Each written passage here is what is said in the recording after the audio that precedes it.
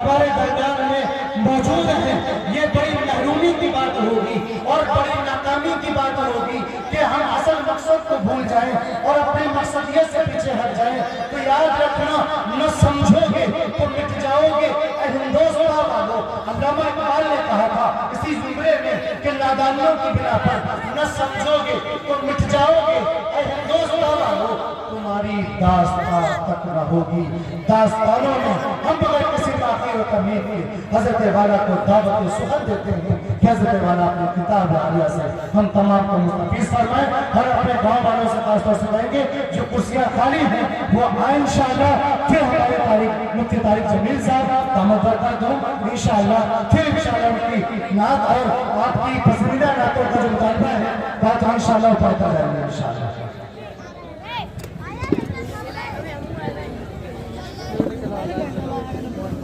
معذرت کے ساتھ کہ گاڑیاں روڈ پر جس کی ہیں بھائی وہ ہٹا لیں، کیا مجھے لگتا ہے کہ سب کی گاڑیاں تو نہیں ہیں، دیکھات کی ہیں وہ ہٹا لیں اور راستہ صاف ہو جائے۔ السلام علیکم ورحمۃ اللہ وبرکاتہ۔ بسم اللہ الرحمن الرحیم۔ الحمد للہ وکفى وسلام علی عباده الذین اصطفى، اما بعد فاعوذ باللہ من الشیطان الرجیم، بسم اللہ الرحمن الرحیم۔ وَإِذَا سَمِعُوا مَا أُنزِلَ إِلَى الرَّسُولِ تَرَىٰ أَعْيُنَهُمْ تَفِيضُ مِنَ الدَّمْعِ وقال النبي صلى الله تعالى عليه وسلم رجل ذكر الله خاليا ففاضت عيناه أو كما قال عليه الصلاة والسلام۔ قابل قدر، قابل احترام حضرات علماء کرام اور بہت ہی قابل قدر میرے بھائیوں، دوستوں، عزیزوں، بزرگوں اور عزیز طلباء اور بچوں، اللہ تعالیٰ کا بہت بڑا کرم، فضل اور احسان ہے کہ اللہ تعالیٰ نے آج ہم کو اور آپ کو قرآن کی نسبت پر جمع فرمایا ہے۔ قرآن اللہ کی کتاب ہے اور اللہ تعالیٰ نے قیامت تک کے آنے والی انسانیت کے لیے اس کتاب کو کتاب ہدایت بنایا ہے۔ قرآن انسان کی انفرادی زندگی، اجتماعی زندگی، گھر کی زندگی، باہر کی زندگی، ہر موقع پر ہماری اور آپ کی رہبری اور رہنمائی کرنے کے لیے ہم کو ملا ہے۔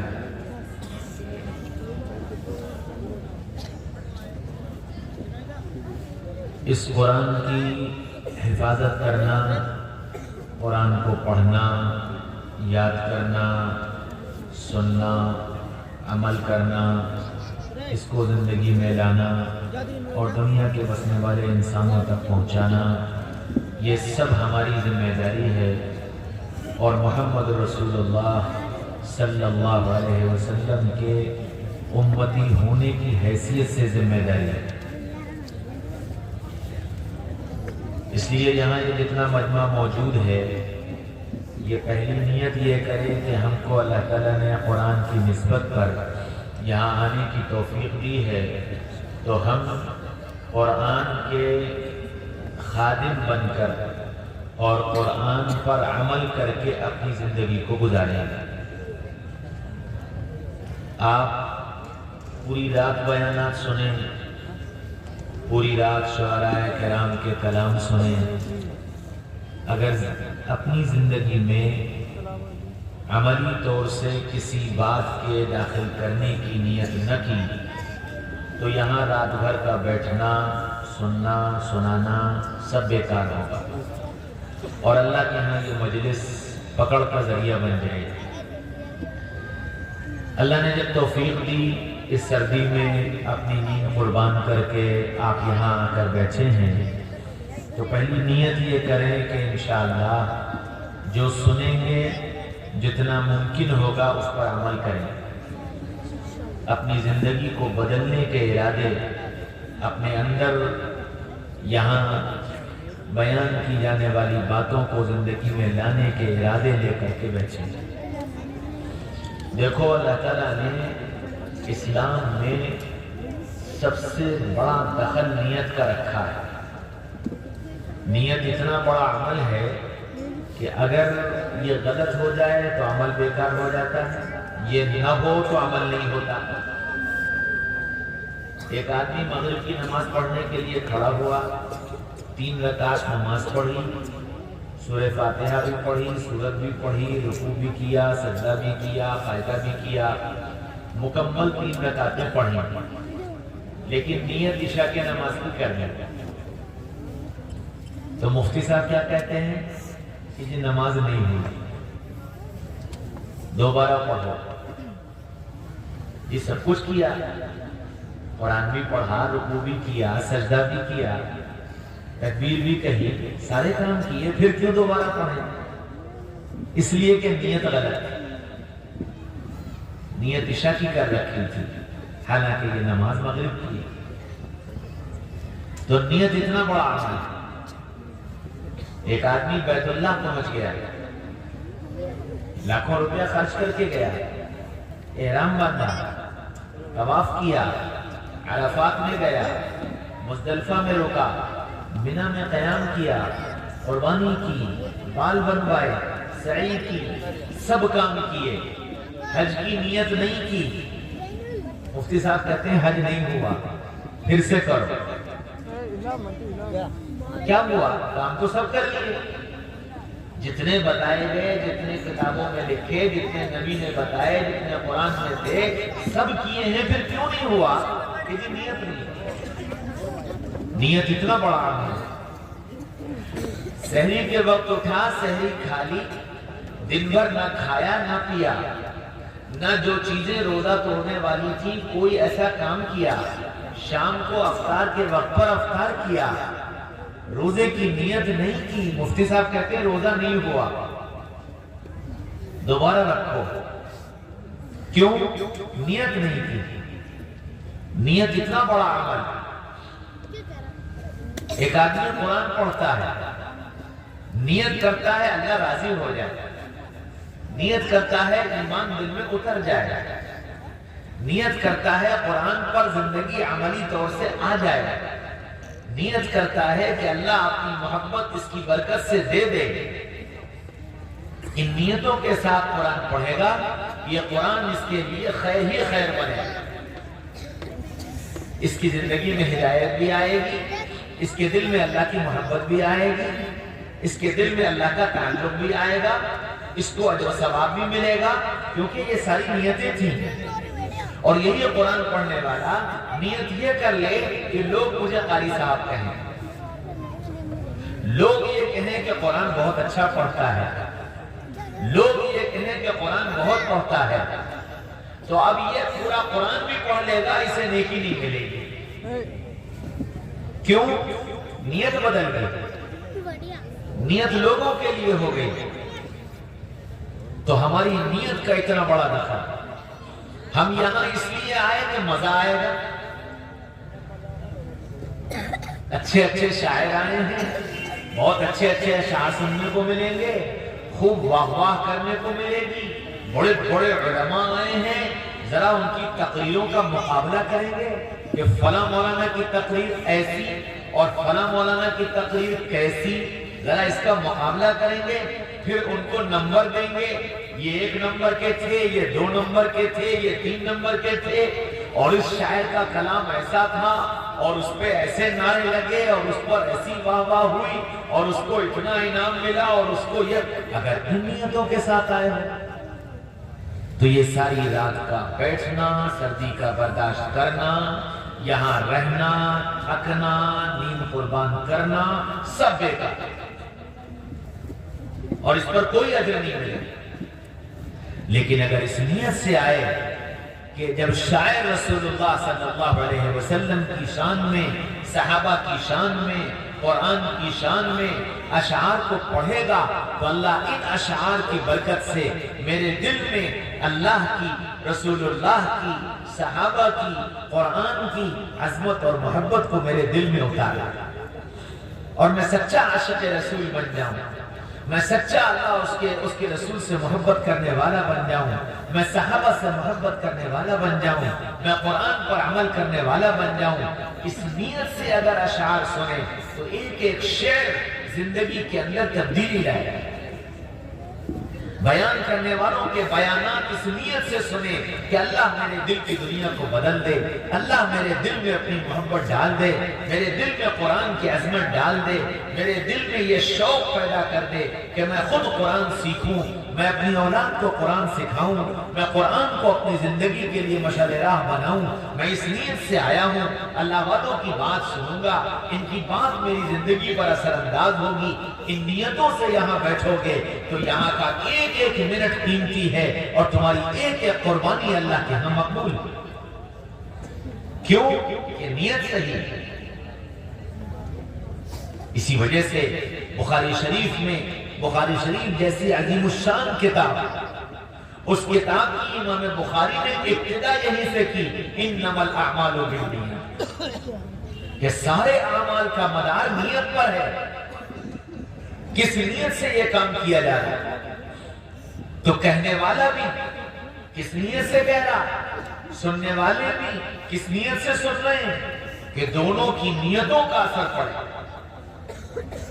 ان کی اپنی زندگیوں پر بھی اور اس مجمع پر، کہ ہم کس نیت کے ساتھ یہ بات کر رہے ہیں۔ میرے بھائیوں، دوستوں، عزیزوں، بزرگوں، اس لیے اپنی نیتوں کی درستگی اور نیت کی درستگی کے ساتھ کرو گے تو تھوڑا کام بھی بہت ہو جائے گا۔ اللہ کے نبی صلی اللہ علیہ وسلم نے حضرت معاذ سے فرمایا، یا معاذ اخلص العمل یکفیک القلیل، اے معاذ اپنے عمل کو خالص اللہ کے لیے کر لو، تھوڑا سا بھی تمہارے لیے کافی ہو جائے۔ ایک بندہ جا رہا تھا، راستے سے گزرا، مجلس ہو رہی تھی، وہاں اللہ اس کے رسول کے تذکرے ہو رہے تھے، آواز سن کر کے رک گیا، تھوڑی دیر بیٹھ گیا، مجلس ختم ہوئی، اٹھ کے چلا گیا، انتقال ہو گیا، کل قیامت کے میدان میں کھڑا کیا جائے گا، اس کے اعمال تو لے جائیں گے، اس کے اعمال میں اس کی برائیاں زیادہ ہوں گی اور نیکیاں کم ہوں گی۔ اس سے کہا جائے گا اگر تیرے پاس کوئی نیکی ہو تو لے آ۔ وہ حیران اور پریشان بھاگتا دوڑتا پھرے گا، اتنے میں جناب رسول اللہ صلی اللہ علیہ وسلم کی اس پر نگاہ پڑے گی۔ آپ پوچھیں کہ بھائی تم کہاں جا رہے ہو، تم کیوں اتنے پریشان ہو؟ وہ کہے گا کہ میں ہلاک ہو گیا، میں برباد ہو گیا۔ یہ ہوا کیا کہ میری برائیوں کا پلہ جھک گیا، میری نیکیوں کا پلہ اڑنے لگا، میرے لیے جہنم کا فیصلہ ہو گیا، میں ہلاک و برباد ہو گیا، اب مجھے کوئی نہیں بچا سکتا۔ اللہ کے نبی فرمائیں گے چلو میں ذرا تمہارے اعمال تلواؤں گا۔ تو وہ کہے گا کہ آپ کیا کرو گے؟ میں تو اپنی آنکھ سے دیکھ کے آیا ہوں، میرے برائیوں کے رجسٹروں کے اموال ہیں، میرے پاس نیکیاں بہت تھوڑی ہیں، میں ہلاک ہو گیا ہوں، میں برباد ہو گیا ہوں۔ تو اللہ کے رسول فرمائیں گے نہیں، تمہاری ایک امانت میرے پاس ہے، میں وہ امانت تلواؤں گا، تب دیکھتے ہیں تمہارا ترازو کے پلے کا کیا بنتا ہے۔ تو وہ کہے گا جی آپ کون اور میری امانت آپ کے پاس؟ کہ ہاں میں محمد رسول اللہ صلی اللہ علیہ وسلم تمہارا نبی ہوں اور تمہاری ایک امانت میرے پاس ہے، چلو ترازو کے پاس چلو۔ وہ ترازو کے پاس آئے گا، اللہ کے نبی صلی اللہ علیہ وسلم ایک پرچہ نکال کر اس کی نیکی کے پلے میں رکھیں گے، اور وہ پرچہ رکھا جائے گا، اس کی برائیوں کا پلہ ہوا میں اڑنے لگے گا اور نیکیوں کا پلہ جھک جائے گا، اس کی کامیابی کا اعلان ہو جائے گا۔ وہ مارے خوشی کے کہے گا کہ اے محمد صلی اللہ علیہ وسلم، آپ اتنا زمانہ پہلے تھے، ہم اتنے بعد میں آئے، ہماری کون سی امانت آپ کے پاس تھی؟ اور وہ بھی ایسی امانت جس نے نیکی کے پلے کو اتنا بڑھا دیا اور برائی کے پلوں کو یوں ہوا میں اڑا دیا۔ ایسی کون سی امانت تھی؟ تو آپ صلی اللہ علیہ وسلم فرمائیں گے کہ ایک مرتبہ تو ایک سڑک پر جا رہا تھا، ایک جگہ دین کی مجلس ہو رہی تھی، وہاں اللہ اس کے رسول کا تذکرہ ہو رہا تھا، تو اس مجلس میں جا کر بیٹھ گیا، وہاں میرا نام آیا، تو نے درود پڑھا، ایک بار پڑھا، 2 بار پڑھا، 3 بار پڑھا، ایک بار جب تیرے سامنے میرا نام لیا گیا، تیرے دل پر میری محبت کا جذبہ غالب ہوا اور تو محبت میں ڈوب گیا اور تیرا دل چاہنے لگا کہ میرے دل میں رسول اللہ کی محبت اتر جائے، اور اس محبت میں ڈوب کر تو نے کہا صلی اللہ علیہ وسلم، وہ ایسا محبت کا ڈوبا ہوا درود تھا، وہ میرے دربار میں جب پیش کیا گیا تو میں نے اس کو تیری امانت بنا کر رکھ لیا۔ آج میں تیری وہ امانت ادا کرنے کے لیے آیا ہوں، اور میں نے ترازو میں وہی درود رکھا تھا جس کی برکت سے تیرا بیڑا پار لگ گیا۔ ہاں میرے بھائیوں، دوستوں، عزیزوں، بزرگوں، تو اخلاص کے ساتھ، اچھی نیت کے ساتھ، اچھے ارادوں کے ساتھ چھوٹا سا کیا جانے والا عمل بھی اللہ کے دربار میں بڑا قیمتی۔ تو اس مجمع میں بیٹھ کر ایک چھوٹے سے عمل کی بھی نیت کر لی اور محبت کے ساتھ اور اخلاص کے ساتھ اس عمل کو کرنے کا ارادہ کر لیا، کیا خبر اللہ تمہارے اس ایک عمل کی وجہ سے سارے مجمع کا بیڑا پار کر اور سب کی اللہ آخرت بنا دے۔ اس لیے اخلاص کے ساتھ اللہ کو راضی کرنے کی نیت سے کسی بھی دین کی مجلس میں جاؤ، اچھی نیتوں کے ساتھ جاؤ، اچھے ارادوں کے ساتھ جاؤ، خالی واہ واہ کرنے مت جاؤ، خالی بھیڑ بڑھانے مت جاؤ، خالی مزے لینے مت جاؤ، بلکہ اچھی نیتوں کے ساتھ جاؤ کہ میں اللہ اس کے رسول کی محبت کو پانے کے لیے جانا، میرے اندر جو زنگ لگ گیا ہے وہ زنگ کو صاف کرنے کے لیے جانا، میرے اوپر جو غفلت کی چادر تنی ہے میں اس غفلت کی چادر کو پھاڑنے کے لیے جانا، میرے اندر اعمال کی جو سستی پیدا ہو گئی ہے میں اس سستی کو دور کرنے کے لیے جانا ہوں، میرا ایمان جو ٹھنڈا پڑ گیا ہے اپنے ایمان کو حرارت دینے کے لیے جا رہا ہوں۔ اللہ اس کے رسول کے کلمات اور اللہ اس کے رسول کی بات اس کو سن کر میں اپنے اندر ایمانی حرارت پیدا کروں گا، جذبہ شوق پیدا کروں گا، اعمال کی غفلت ختم کروں گا، اپنے دل پر لگے زنگ کو دور کروں گا اور ایک نئی طاقت اور نئی قوت اور نئے ارادوں کے ساتھ کل صبح پھر میں نئے سرے سے اعمال کے ذوق اور شوق کے ساتھ کھڑا ہوں گا اور اعمال کے ذوق اور شوق کے ساتھ عمل کروں گا۔ ان نیتوں کے ساتھ ان جلسوں میں اور ان مجمعوں میں اور ان اجتماعات میں آنے کی ضرورت ہے۔ اگر ان نیتوں کے ساتھ آؤ گے تو یہ جلسے بابرکت بن جائیں گے، خیر کا ذریعہ بن جائیں گے، اللہ کی مدد کے اترنے کا ذریعہ بن جائیں گے، چہروں پر نورانیت کے لانے کا ذریعہ بن جائیں گے، دلوں کے صاف ستھرا بنانے کا ذریعہ بن جائیں گے۔ یہ سب کچھ ہوگا لیکن یہ جب ہوگا جب اچھی نیتوں اچھے ارادوں کے ساتھ آؤگا۔ اور دوسری بات میرے بھائیوں، دوستوں، عزیزوں، بزرگوں، ایک بزرگ نے بہت اچھی بات لکھی ہے، دنیا کام کی جگہ، قبر آرام کی جگہ، جنت نام کی جگہ۔ دنیا کام کی جگہ، قبر آرام کی جگہ اور جنت نام کی جگہ۔ تو کام کرنے کی جگہ میں کام کر ڈالو، اتنا کام کر لو کہ قبر میں آرام مل جائے، اتنا کام کر لو کہ قبر میں آرام مل جائے۔ ہاں جب آدمی دن بھر مزدوری کرتا ہے، دن بھر رکشہ چلاتا ہے، دن بھر ٹھیلا چلاتا ہے، دن بھر کھیتی کرتا ہے، دن بھر دوڑ بھاگ کرتا ہے اور شام کو جب آتا ہے تو وہ اتنا تھکا ہارا ہوتا ہے کہ چارپائی پر بستر ہو یا نہ ہو وہ لیٹتا ہے اور اس کو نیند آ جاتا ہے، وہ اتنا کام سے تھک چکا ہوتا ہے۔ ایسے ہی میرے بھائیوں، دوستوں، عزیزوں، بزرگوں، جب اللہ کا بندہ اللہ کے نام کو اور اللہ کے کام کو اپنا کام بنا کر کے دنیا میں اپنے آپ کو تھکاتا ہے، اللہ کے بندوں کی خوشامد کرتا ہے، ان کی چھوڑیوں میں ہاتھ ڈالتا ہے، ان کو اللہ کے سامنے جھکانے کی کوشش کرتا ہے، ان کو توبہ کرانے کی نیتیں اور ارادے کرتا ہے اور اس کے لیے دوڑ بھاگ کرتا ہے، اپنی راتوں کی نیندوں کو قربان کرتا ہے، اپنے گھروں کو چھوڑتا ہے، اپنے کاروبار کو چھوڑتا ہے، اپنے وسائل کو چھوڑتا ہے اور صرف مقصود یہ ہوتا ہے کہ اللہ راضی ہو جائے، اللہ کا دین سربلند ہو جائے، اللہ کی بات دنیا میں چل پڑے، جب ان نیتوں کے ساتھ اپنے کو تھکا ڈالتا ہے تو پھر جب اس کی موت آتی ہے تو پھر فرشتہ کہتا ہے نم کنومت العروس، ایسے سو جا جیسے پہلی رات کی دلہن سویا کرتے ہیں۔ کیا مطلب؟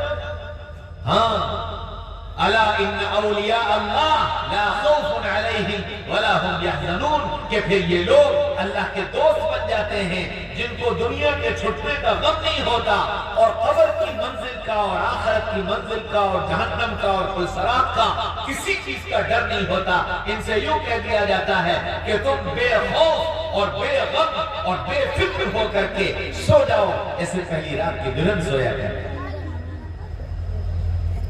تو پھر قبر آرام کی جگہ بن جاتا ہے، اور کیسا آرام کہ یہ ادھر قبر میں پہنچتا ہے، ادھر اس کے لیے جنت کی کھڑکی کھلتی ہے، بستر لگایا جاتا ہے، جنت کو تاحت نگاہ وسیع کر دیا جاتا ہے، اس کو آرام سے سلا دیا جاتا ہے، اور یہ ایسا تھکا ماندہ مسافر یہ سوتا ہے کہ پھر جب اس کی آنکھ کھلتی ہے تو قیامت ہو چکی ہوتی ہے۔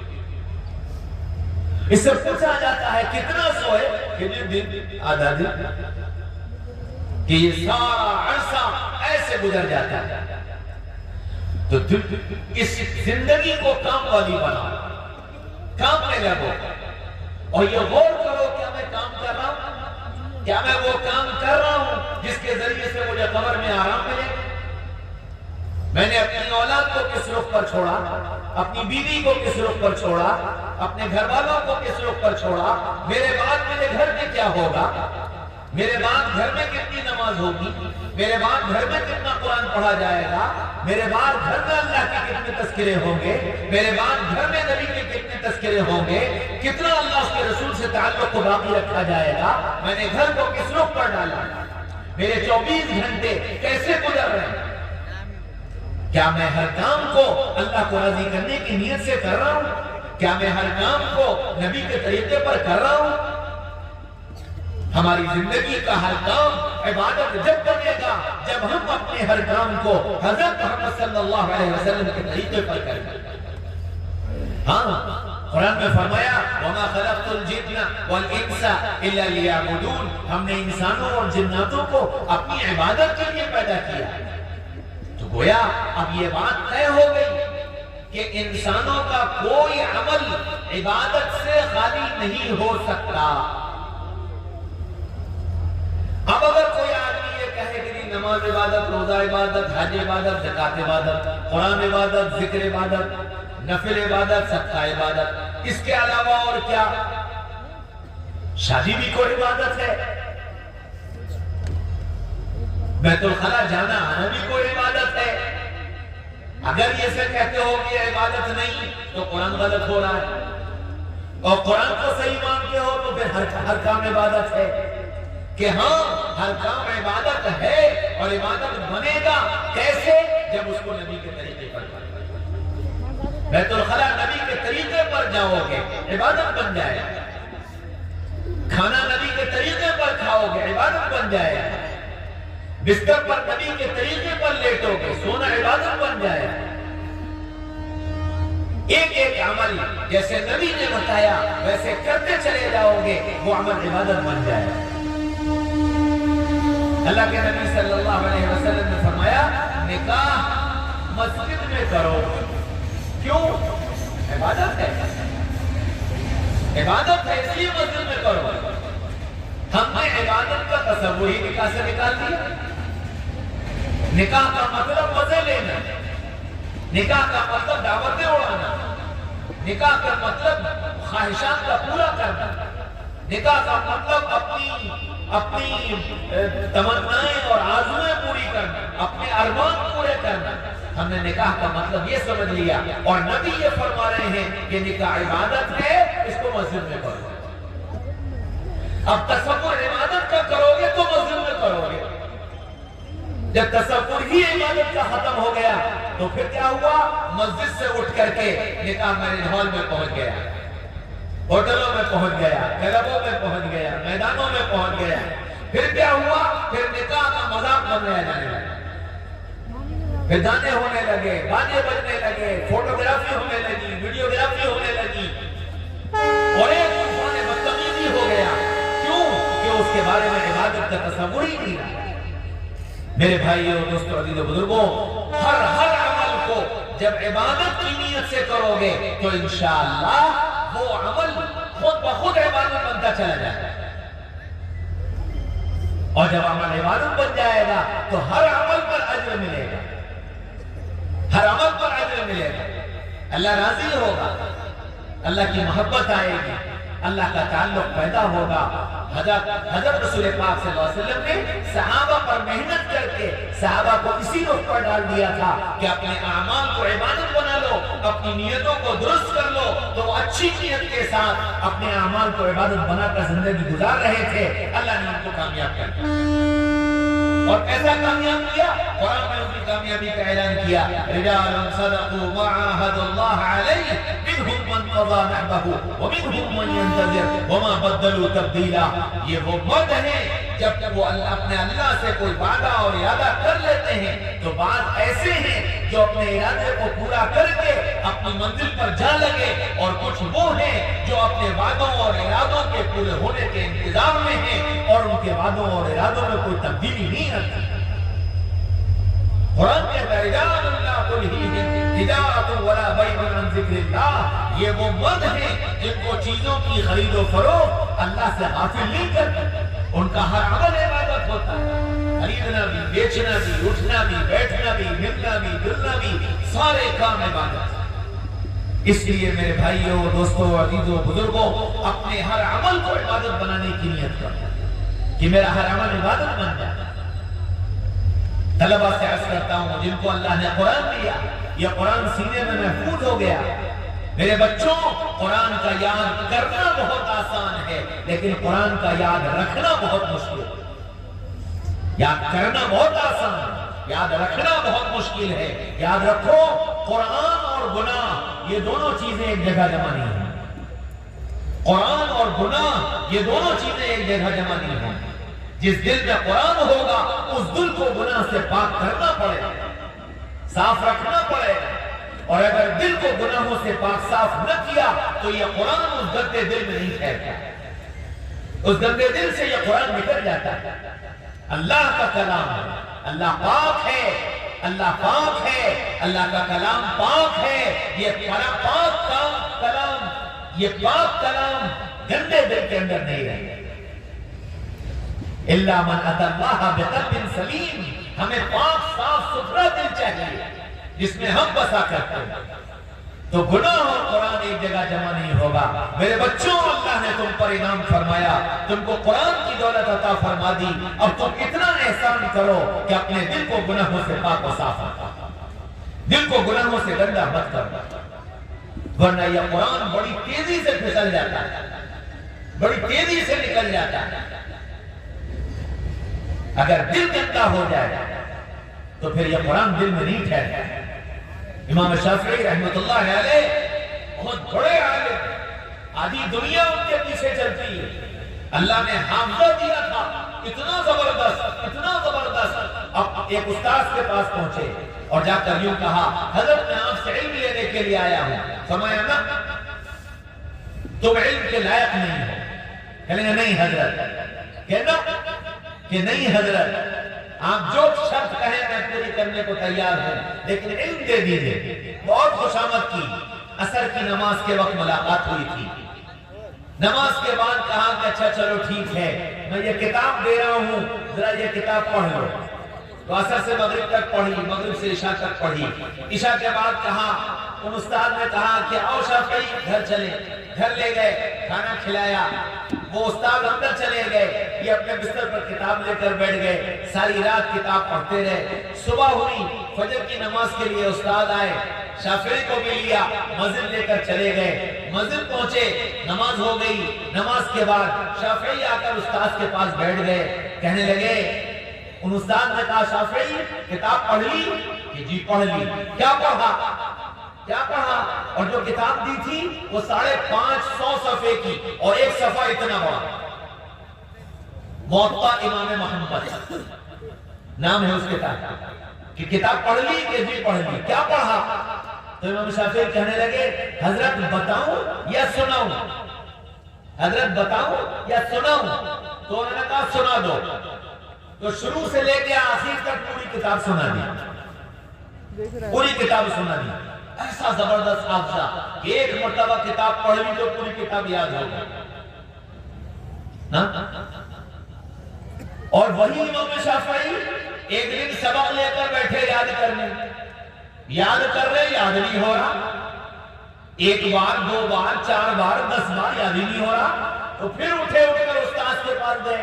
استاد جی، ایک طرف تو حال یہ تھا کہ کتاب ایک بار پڑھی تو پوری سنا دی. آج حال یہ ہے کہ 10 مرتبہ سبق پڑھ لیا، یاد ہی نہیں ہو رہا.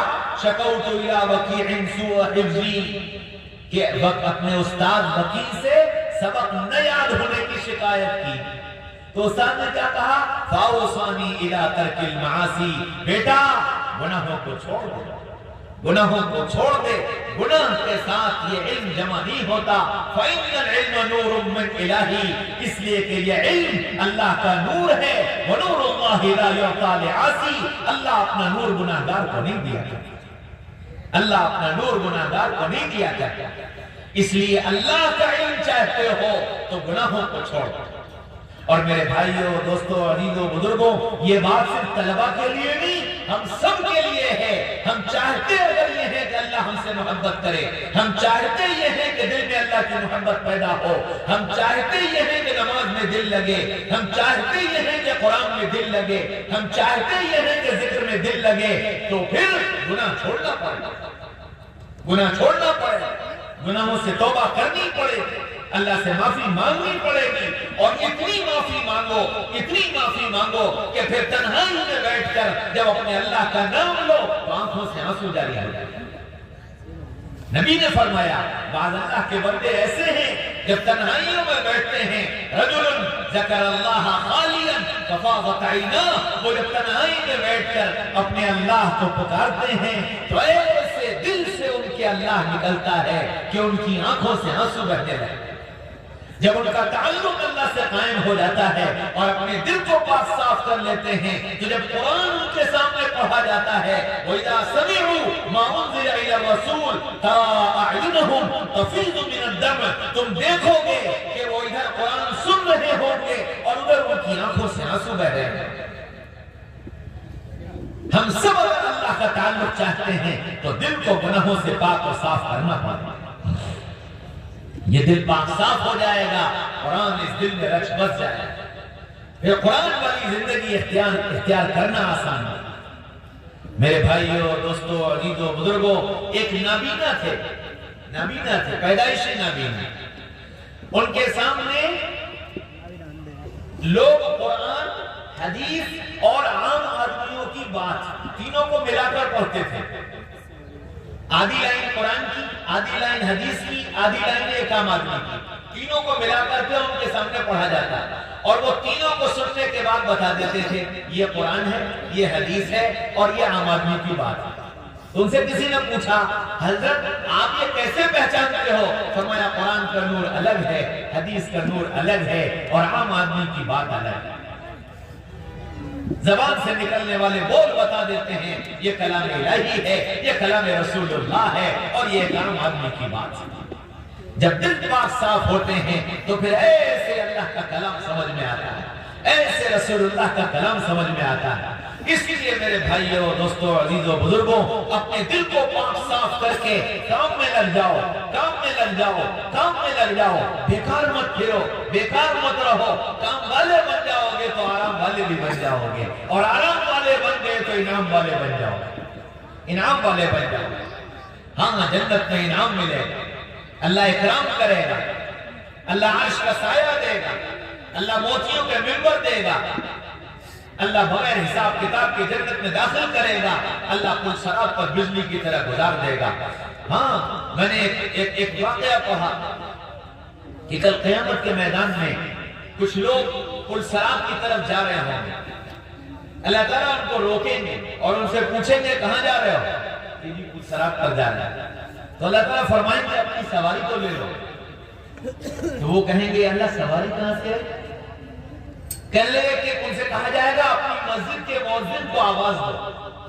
وہ مسجد کے مؤذن کو آواز دیں گے تو مؤذن صاحب اس مسجد کو جس میں یہ نماز پڑھتے تھے اس مسجد کو کھینچ کر کے لائیں گے، اور وہ مسجد ایسے چلی آئے گی جیسے کشتی دریا میں بہا کرتی، وہ مسجد چلی آئے گی، آگے آگے مؤذن صاحب ہوں گے، پیچھے پیچھے مسجد ہوگی، اور مسجد کے باہر امام صاحب کھڑے ہوں گے، اور امام صاحب کے پیچھے ان کے سارے مقتدی کھڑے ہوں گے۔ کہا جائے گا کہ اس صف میں تم بھی شامل ہو جاؤ، کیونکہ تم بھی اسی میں نماز پڑھا کرتے تھے۔ اور جب وہ پل صراط پر چڑھنے لگے گی تو یہ امام صاحب اپنے مقتدیوں کو لے کر مسجد کے اندر داخل ہو جائیں گے، اور یہ مسجد پل صراط پر سے ایسے گزر جائے گی جیسے کشتی ایک کنارے سے دوسرے کنارے پہنچ جائے گی۔ مسجد والے بن جاؤ، اللہ پل صراط پر یوں گزار دے گا، پتہ ہی نہیں چلے گا کہ کب پل صراط آئی اور کب پار لگ گئے۔ کام والے بنو، کام والے بنو، اللہ انعام والا بنا دے گا، اللہ آرام والا بنا دے گا۔ اور میرے بھائیوں میرے بھائیوں میرے بھائیوں، خدا کی قسم اگر کام والے نہ بنے تو پھر نیندیں حرام ہو جائیں گی، کام والے نہ بنے تو نیندیں حرام ہو جائیں گی، دنیا کی بھی نیند حرام، مرنے کے بعد کی بھی نیند حرام، سکھ و چین اللہ چھین لے گا، بے چینی اللہ مسلط کر دے گا، سب کچھ ہوگا دل کا چین نہیں ہوگا، مال کے انبار لگے ہوں گے، بہترین مکانات ہوں گے، بہترین گدے ہوں گے، لیکن راتوں کو نیند نہیں آ رہی ہوگی۔ ایک صاحب اپنے بستر پر بے چین، نیند نہیں آ رہی، یہ گدہ بدلو وہ گدہ بدلو، یہ گدہ بدلو وہ گدہ بدلو، آخر بتایا مولوی صاحب آج میں نے 8 لاکھ روپے کا گدہ خریدا، ایک گدہ 8 لاکھ روپے کا خریدا ہے ہندوستانی پیسوں کے حساب سے۔ نیند آ جائے،